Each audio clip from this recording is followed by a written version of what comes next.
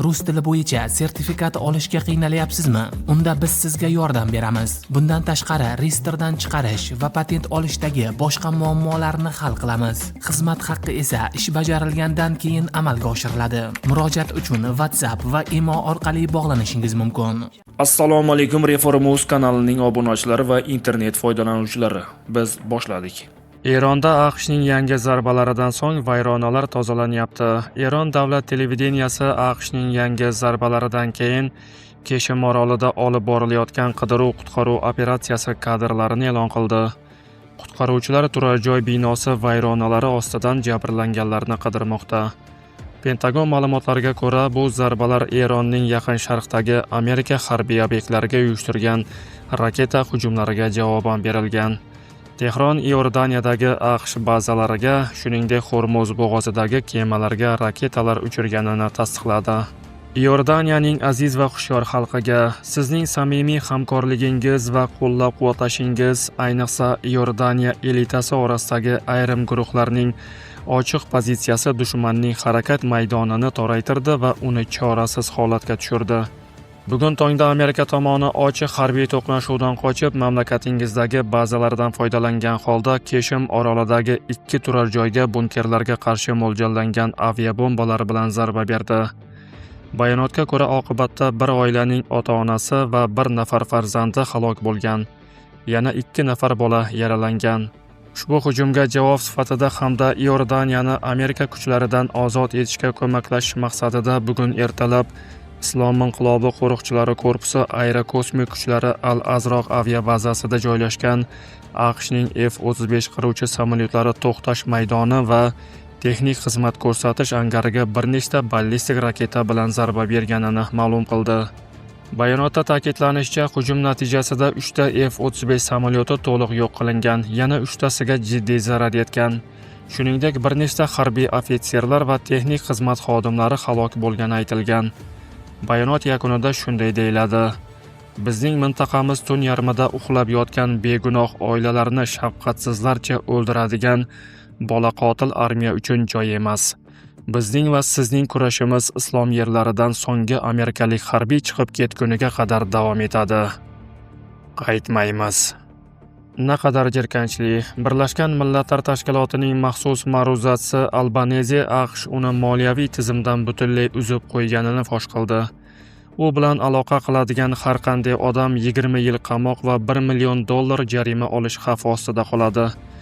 Trump ma'muriyati sionistik rejim tanqidchilarini ovozini o'chirish uchun moliyaviy terrordan foydalanmoqda. Yaramaslar.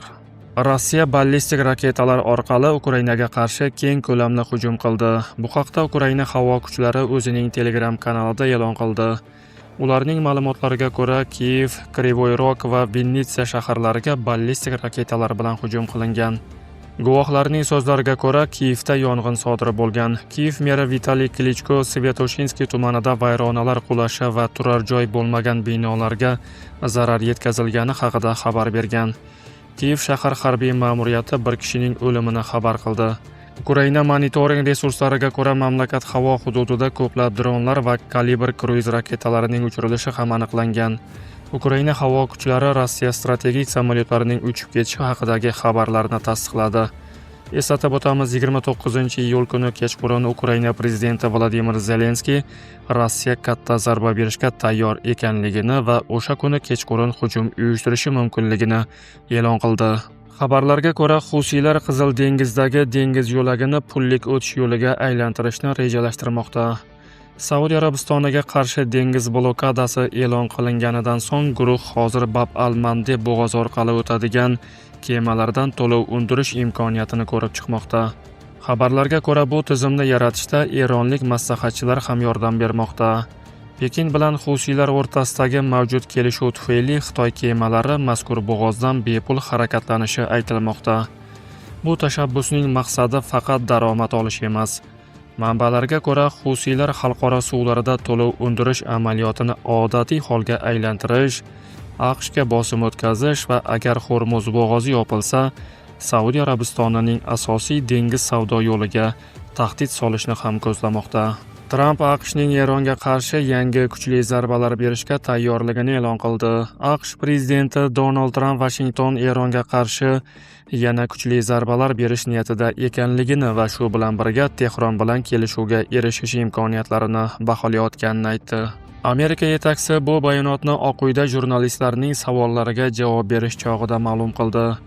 Qachondir kelishuvga erishamizmi yoki yo'qmi ko'ramiz, lekin biz ularga juda qattiq zarba beramiz, dedi Tramp Eron haqida gapirib.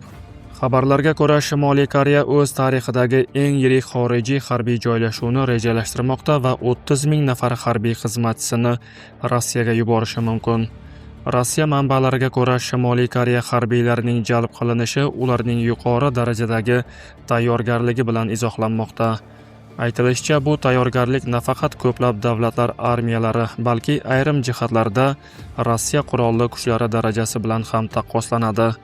Bu yuqori tayyorgarlik darajasi bir necha mojarolarda namoyon bo'lgani ta'kidlanadi.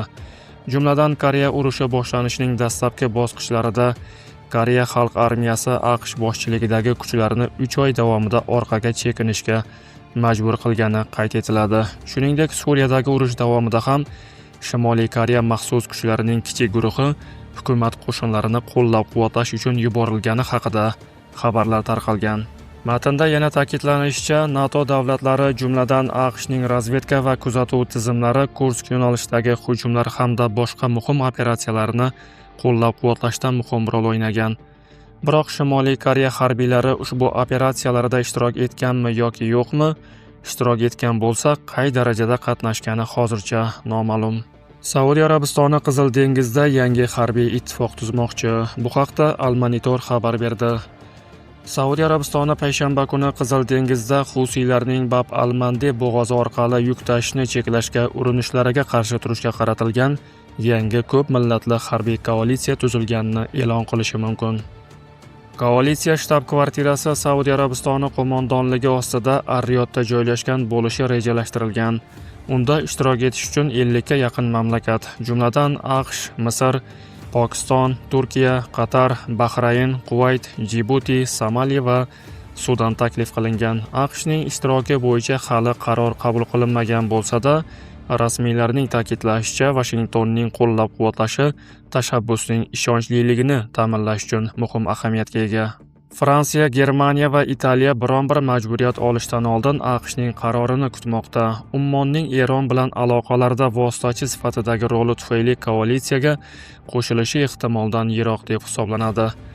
Mavjud ma'lumotlarga ko'ra, Birlashgan Arab Amirliklari hali taklifnoma olmagan. Video ostida o'z fikringizni qoldiring, haqorat qilmang. Reforma o'z voqealar rivojini yoritishda davom etadi. Video yoqqan bo'lsa, like bosishni unutmang. Kanalimizga obuna bo'lib, bizni kuzatishda davom eting. Salomat bo'ling.